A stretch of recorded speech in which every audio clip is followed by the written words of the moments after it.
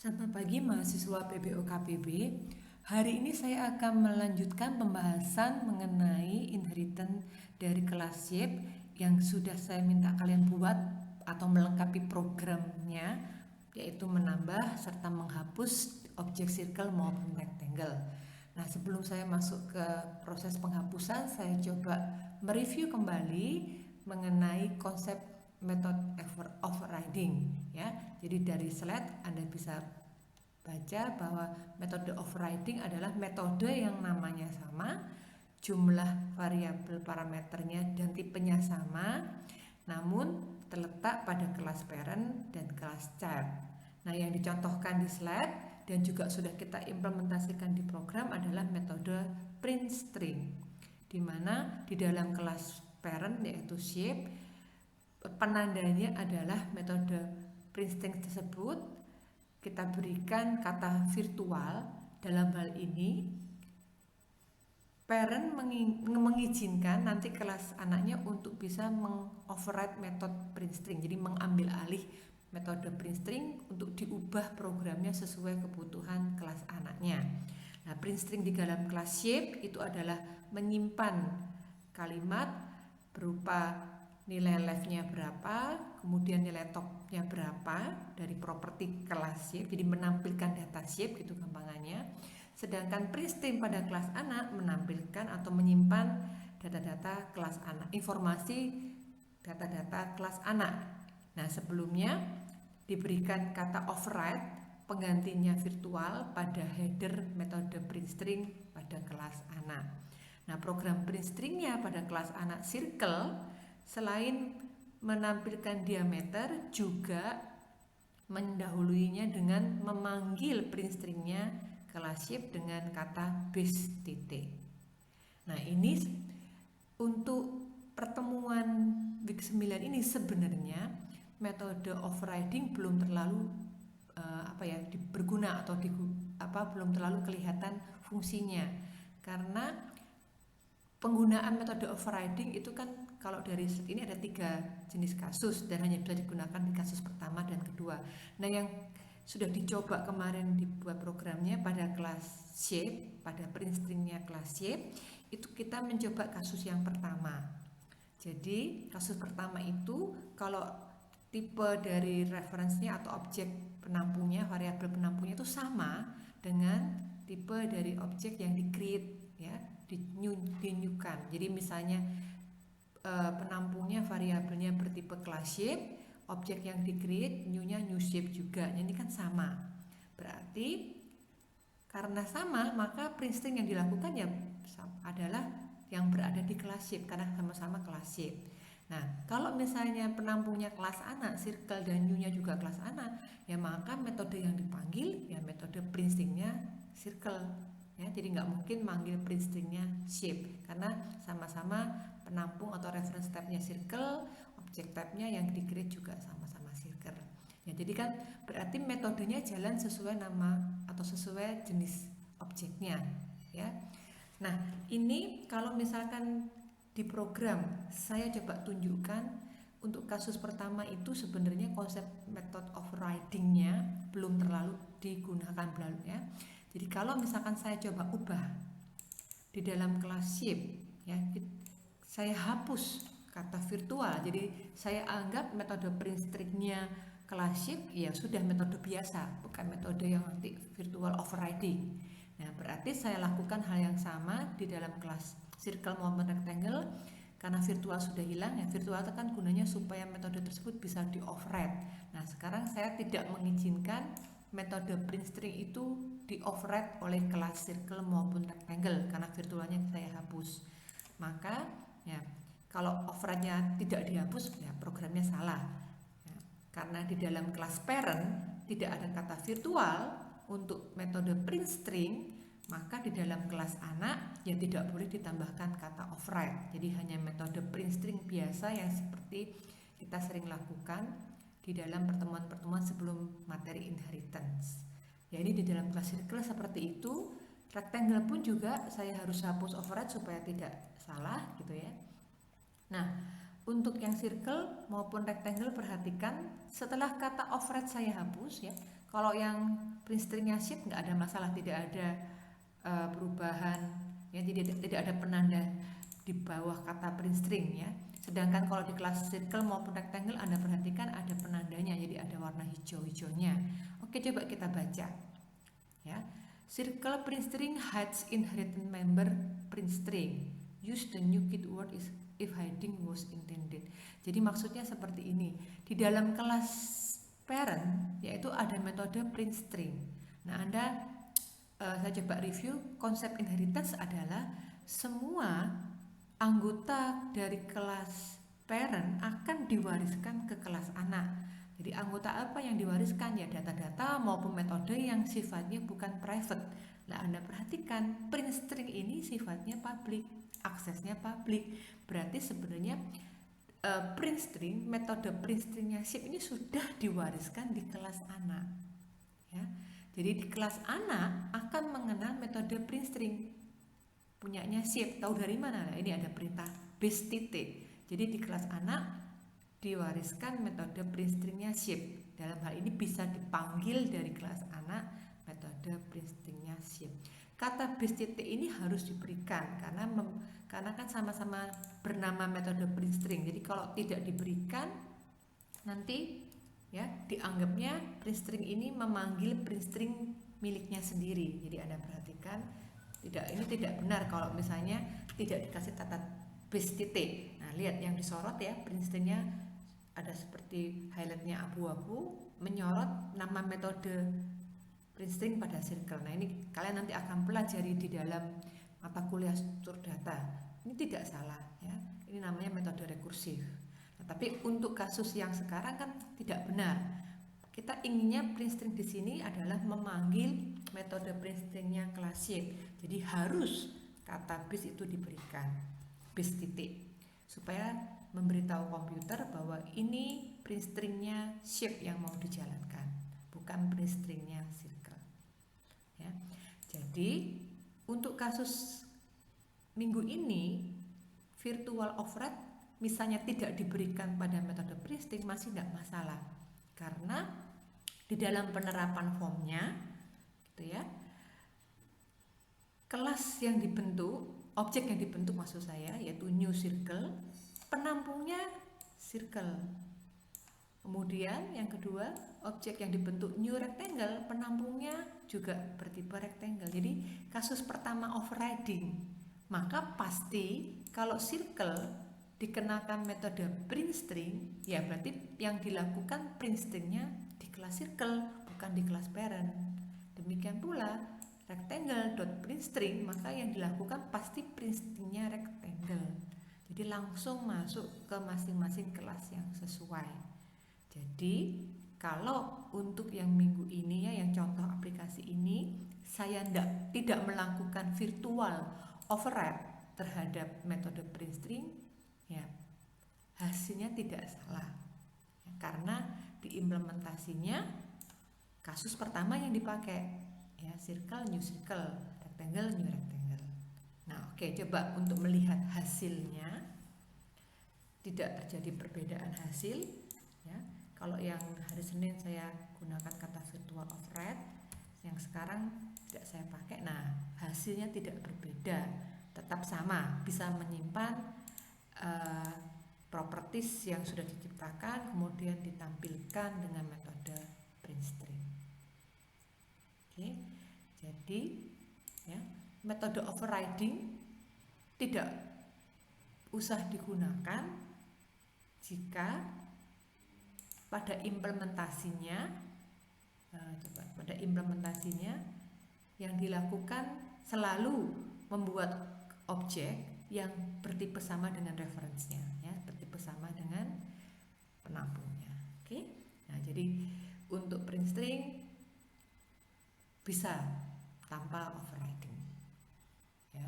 Jadi kapan nanti proses overriding benar-benar kelihatan terpakai, yaitu pada kasus yang kedua ya. Jadi kasus yang kedua itu adalah kalau referensinya, tipenya beda dengan yang objeknya. Jadi ditampung di kelas shape, new-nya circle. Nah, itu baru bisa kepakai.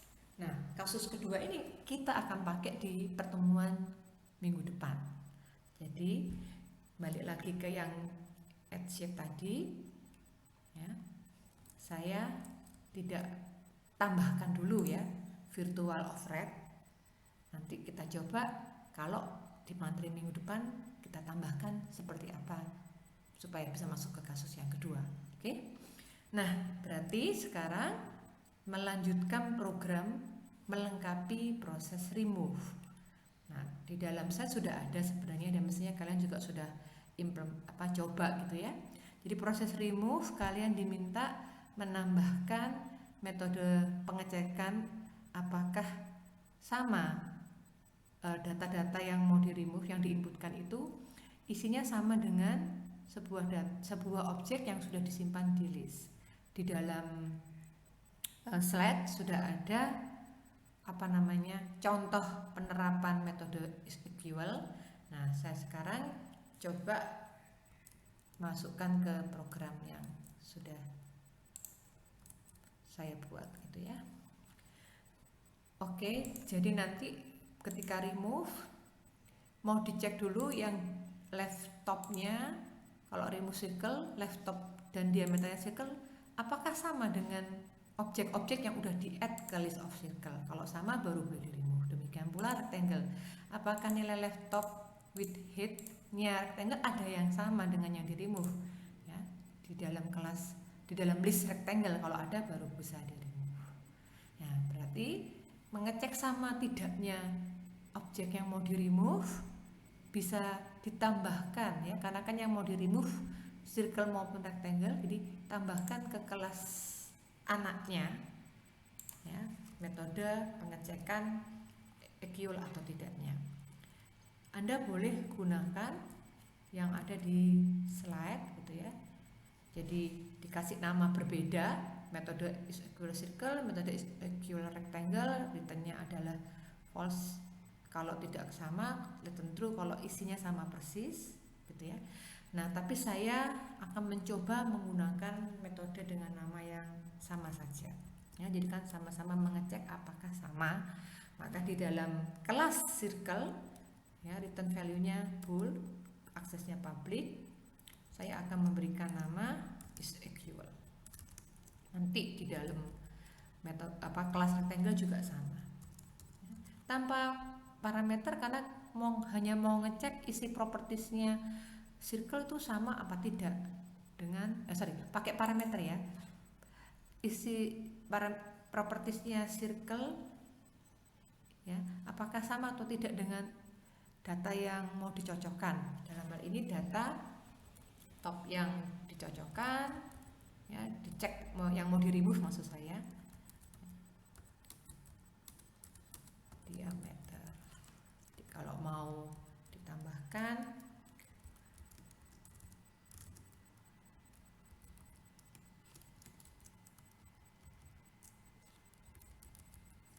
nah, ini kan sudah spesifik jadi saya pakai kata remove aja gitu ya.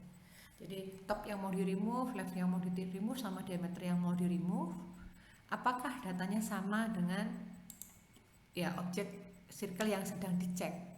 Dalam ini yang dicek ada nanti data-data circle yang berada di list of circle.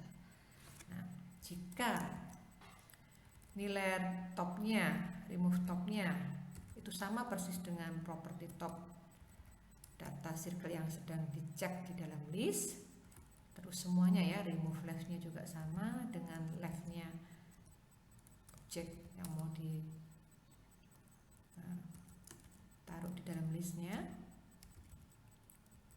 Oke, biar sama, remove-nya dulu ya. Remove diameter juga sama dengan diameter. Nah, kalau sama persis kita kembalikan benar ya. Nggak usah pakai kurung kurawal bisa gitu ya. Kalau tidak, kita kembalikan seperti itu. Nah, jadi top, left, diameter itu objek yang sedang dicek. Ya, objek dalam list nanti di format adalah objek yang di dalam list circle yang mau dicek. Apakah isinya sama dengan yang isian lewat form ya, isian lewat form remove top, remove left, remove diameter. Lakukan hal yang sama di dalam kelas rectangle.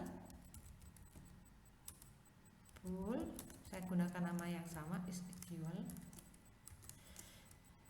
Nah sekarang supaya saya nggak tulis banyak,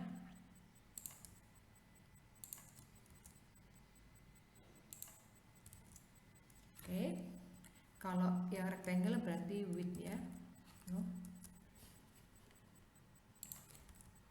Remove width, kemudian remove height. Biar kelihatan saya enter. Nah isinya mirip dengan yang di circle, saya copy aja gitu ya, saya ganti. Jadi kalau top leftnya sudah sama, terus remove width-nya sama dengan width dari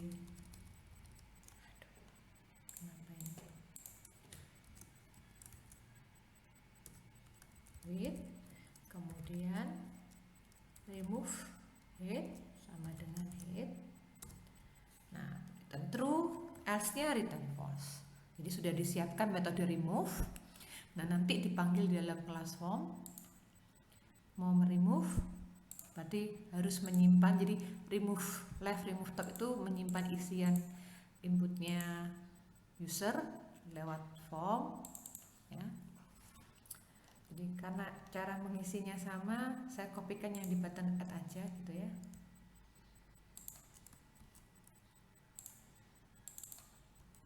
Jadi sekarang saya biar mungkin bedakan ya, saya kasih kata remove gitu ya. Jadi nilai yang dimasukkan ke numerik addon left saya kasih nama remove left, down top, numerik addon top saya kasih nama remove top. Kalau yang dihapus adalah button circle, maka ini saya kasih tambahkan remove diameter gitu ya. Nah, kita akan panggil metode remove tadi dengan cara ya, karena ini circle ya, cek dari data yang circle yang udah ditambahkan di dalam list of circle ada nggak yang datanya sama dengan data yang remove ini ya. Jadi cek untuk semua isian objek circle yang udah ditambahkan ya, di dalam list of circle. Saya cek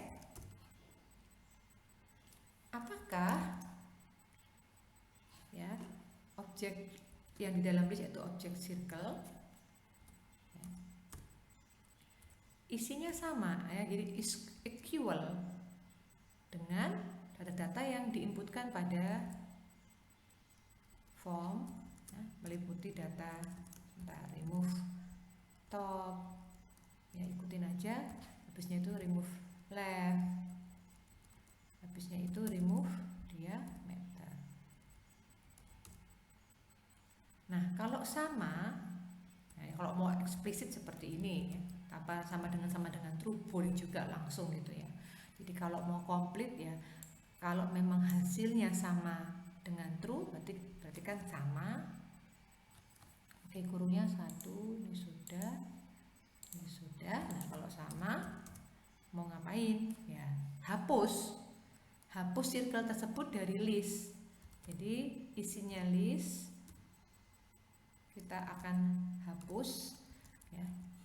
Apa yang dihapus ya, circle tersebut ya. Jadi circle yang sedang dicek di dalam for each, di circle index tertentu yang sedang dicek, kita katanya sama dengan yang dihapus. Jangan lupa supaya tidak nge-for lagi, kasih kata return ya. Jadi ini langsung hapus. Kalau kalian kepingin lebih user friendly ya, tampung ke dalam dialog list, tampilkan message box untuk konfirmasi penghapusan. Misalkan,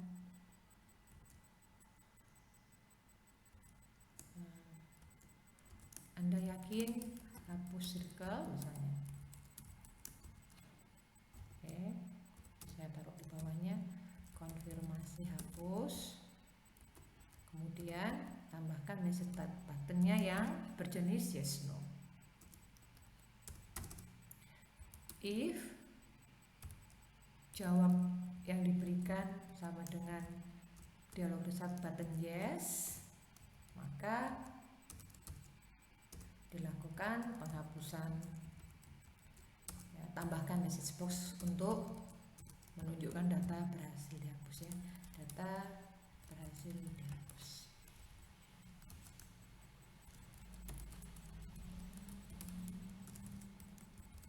Itu.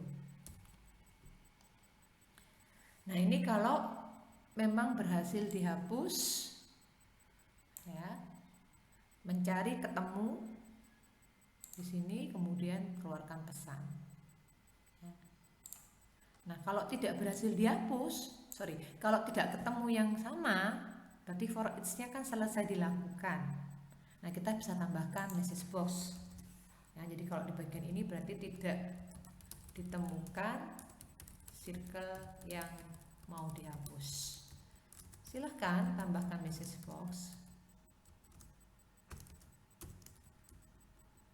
Circle yang mau dihapus tidak ada di list of circles.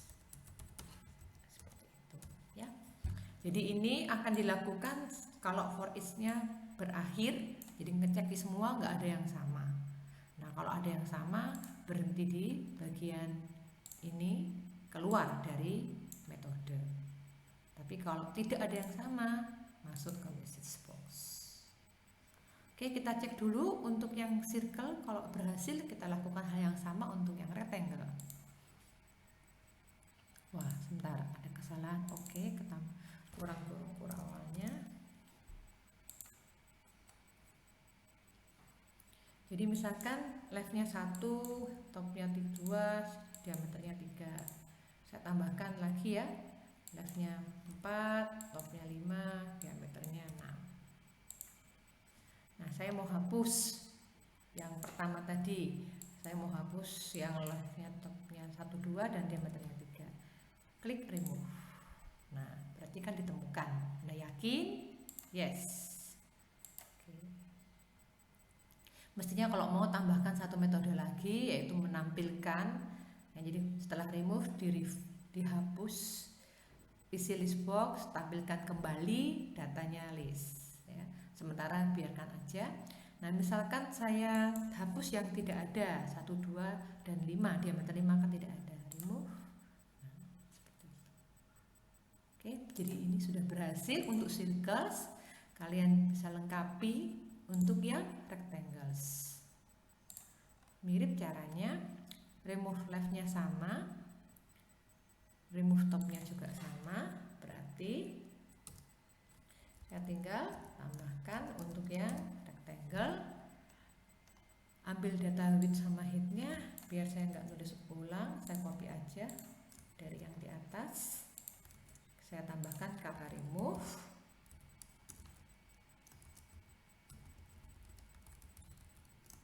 Oke, ya lakukan hal yang sama sebenarnya. Jadi saya ambil aja ya. Nanti saya perbaiki yang tidak sesuai. Boleh sebentar, kopinya kok gagal. Nah. Jadi ketika saya tutup dulu yang circle. Sebentar.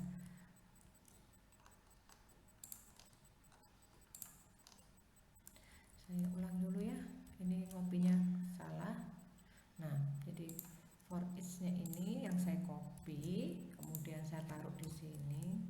Nah, oke, untuk yang circle saya tutup.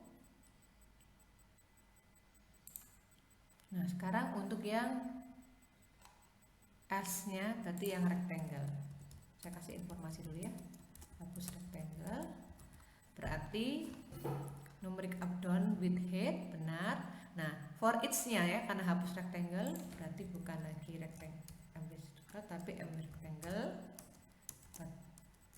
Objeknya saya kasih nama rectangle. Listnya berarti list of rectangles ya.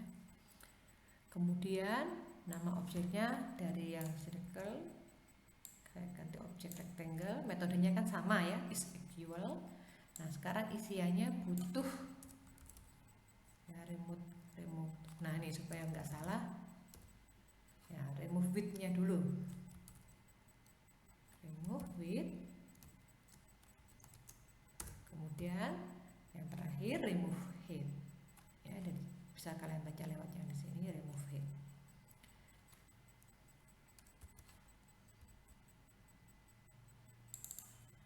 Oke, kalau benar maka Anda yakin hapus ya kata-kata yang kita sesuaikan rectangle.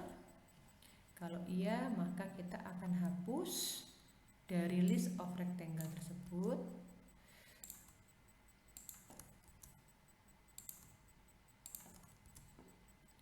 rectangle yang sesuai.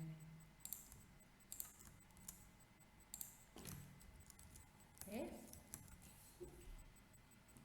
Nah ini sudah berhasil mestinya ya, menghapus rectangle yang sesuai.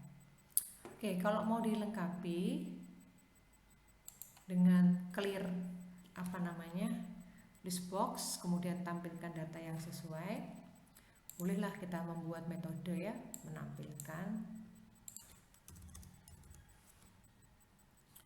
Untuk menampilkan saya buat metode private saja, void tampil. Jadi kalau tampil ya tergantung yang ditampilkan untuk radio button circle yang dicek atau radio button rectangle yang dicek, karena datanya kan beda. Oke, kita clear dulu listnya.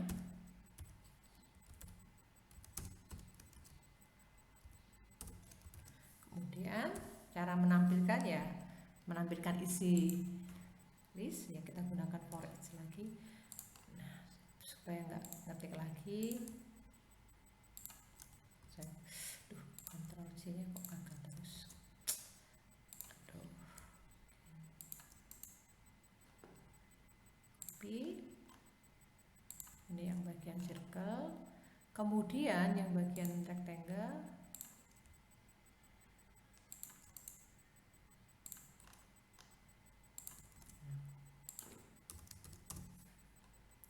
ya, tampilkan ke dalam list box ya, tampilkan dalam list box. Saya mau ambil programnya ini saja.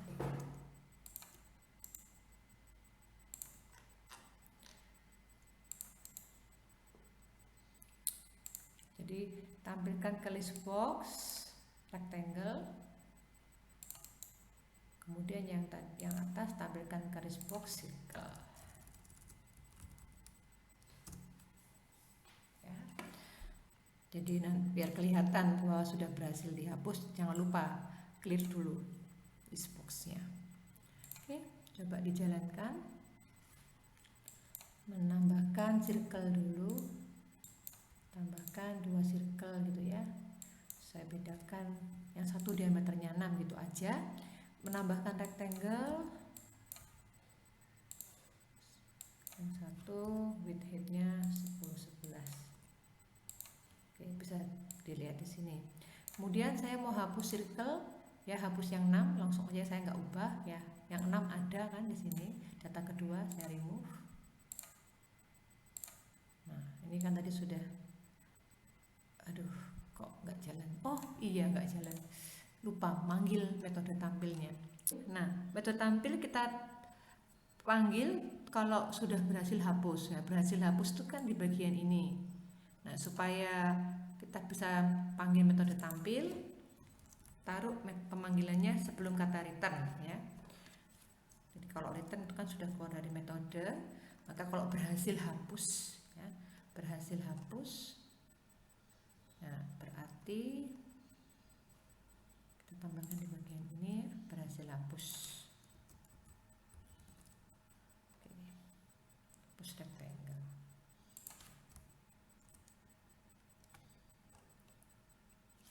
Oh, ini belum saya ganti ya, tidak ditemukan rectangle yang dihapus. Rectangle saya edit sekali ya. Jadi cara pemanggilan metodenya ketika menghapus, ya, berhasil menghapus. Untuk circle nambahkan 2, rectangle juga 2 misalnya ya.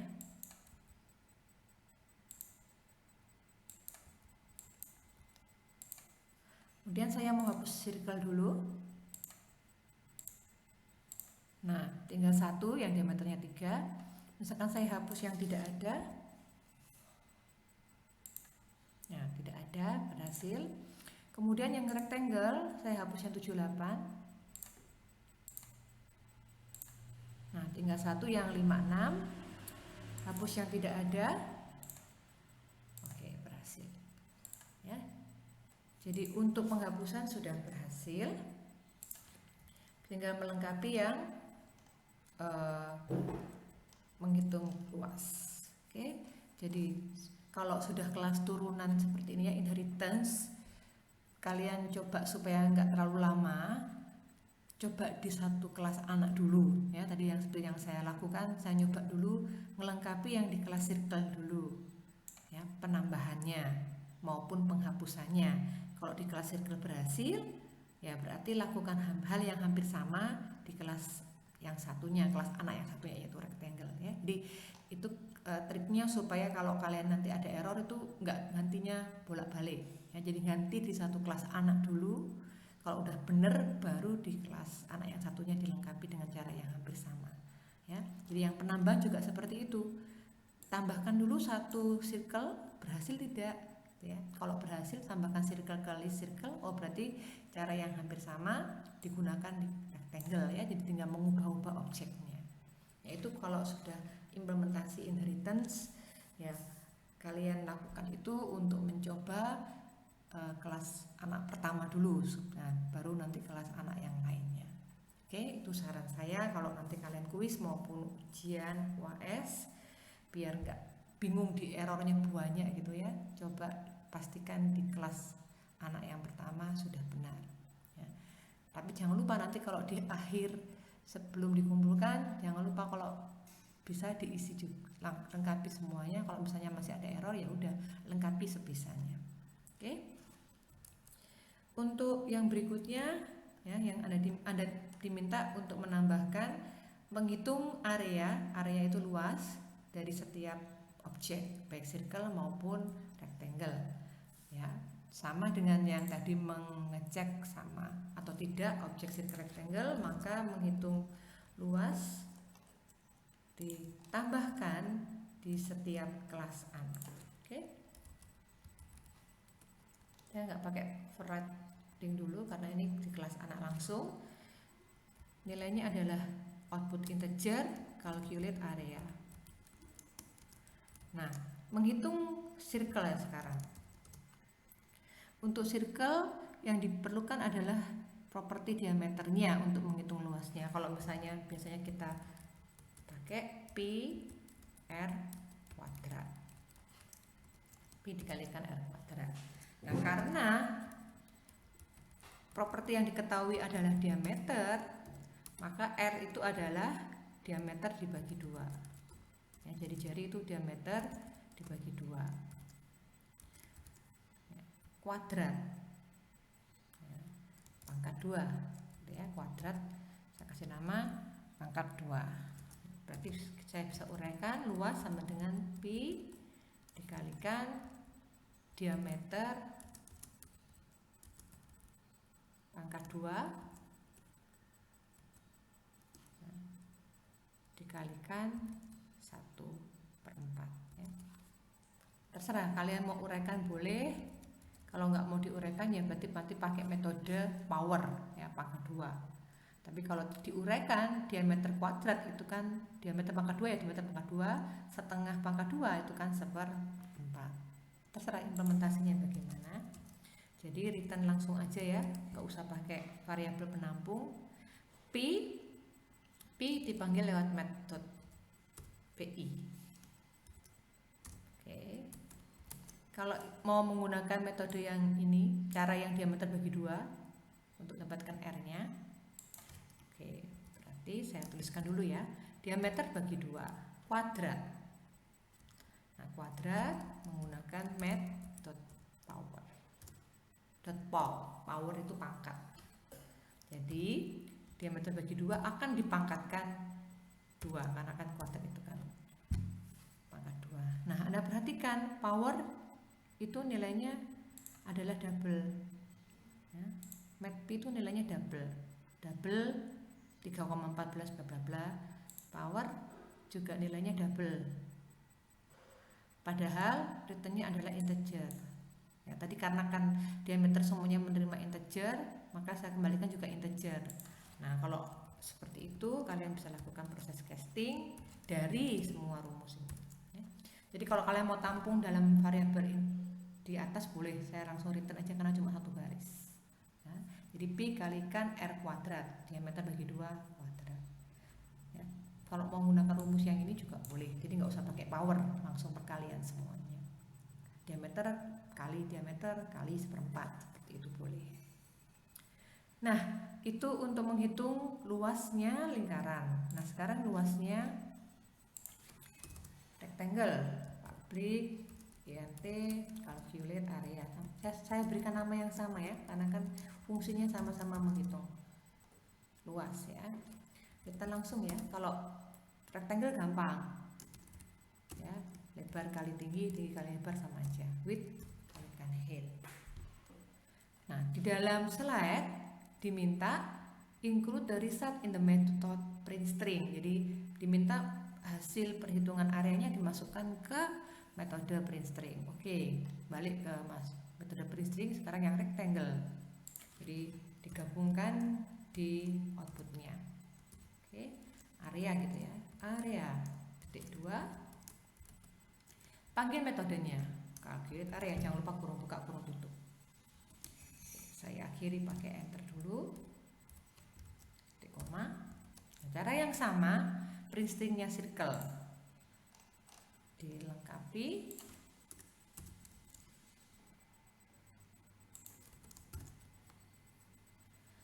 Nah, ini kalau sudah dimasukkan print string ya berarti nanti ketika tampil di form ya sama sekalian ada penghitungan luasnya.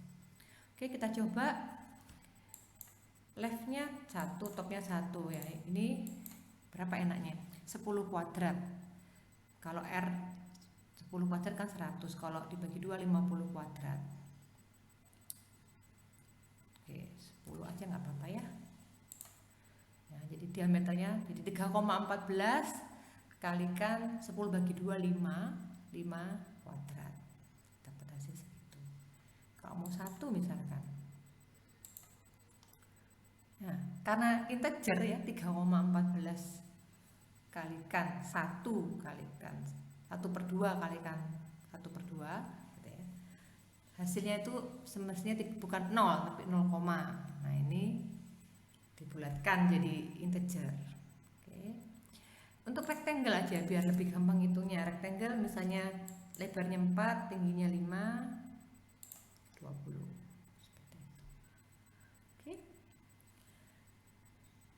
Nah, selesai sudah untuk mengerjakan atau melengkapi aplikasi shape, inheritance shape. Nah, untuk yang masih salah, tolong coba dicek kembali kira-kira salahnya di mana, diperbaiki. Nah, untuk nilai dari tugas inheritance ya, terutama di bagian exercise ini. Jadi ini kalian coba buat implementasi inheritance pada employee with system, jadi penggajian employee gitu ya, dimana sistem ini mempekerjakan ada 2 jenis pekerja ya, yaitu pekerja reguler dan pekerja temporary ya, pegawai tetap sama pegawai tidak tetap, gampangannya seperti itu. Nah, data-data yang disimpan di pegawai tetap maupun pegawai tidak tetap ada yang berbeda, ada yang sama. Yang sama yaitu ID, name, dan gajinya, basic salary-nya. Sedangkan yang tidak sama, kalau pegawai tetap butuh nyimpan jumlah anaknya, number of children. Kalau pegawai yang tidak tetap butuh menyimpan mulai kerja sama tanggal kerja, mulai kerjanya dan tanggal berakhir kerjanya. Nah, kenapa berbeda ya? Ini ada hubungannya dengan penggajiannya ya, with sistemnya. Oke. Nah, silahkan kalian implementasikan inheritance kalau ada punya dua objek dengan data yang ada yang sama, ada yang enggak. Mana yang kalian harus create sebagai parent class, data-datanya apa yang masuk ke parent class, kemudian child class-nya, data-datanya apa yang disimpan di child class. Buatlah field properties yang benar dulu. Kalau field propertiesnya sudah salah, ya berarti yang lainnya ikut salah. Nah, jadi kalau sudah membuat benar, maka lanjutkan pembuatan konstruktor yang perlu ya. Saya bebaskan konstruktornya, mau berparameter saja silakan, mau ada defaultnya silakan. Oke. Untuk metode yang harus dimasukkan ke dalam sistem ini menampilkan data ya, jadi seperti print string pada inheritance shape yang sudah kita bahas. Jadi tampilkan data-data atribut setiap objek, kemudian hitung bonus ya. Hitung bonusnya beda ya. Hitung bonusnya untuk regular maupun temporary beda. Nah, Anda perhatikan bonus untuk yang pegawai tetap atau regular employee dari basic salary-nya ditambah tunjangan anaknya, children allowance-nya. Jadi makanya di dalam regular employee ada number of children dipakai untuk menghitung tunjangan anak, children allowance-nya, yaitu jumlah anak berapa dikalikan 20% dari basic salary-nya.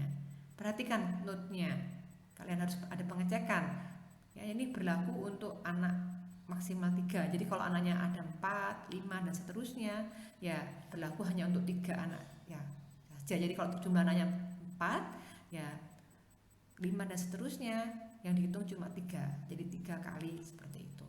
Oke, tambahkan pengecekan.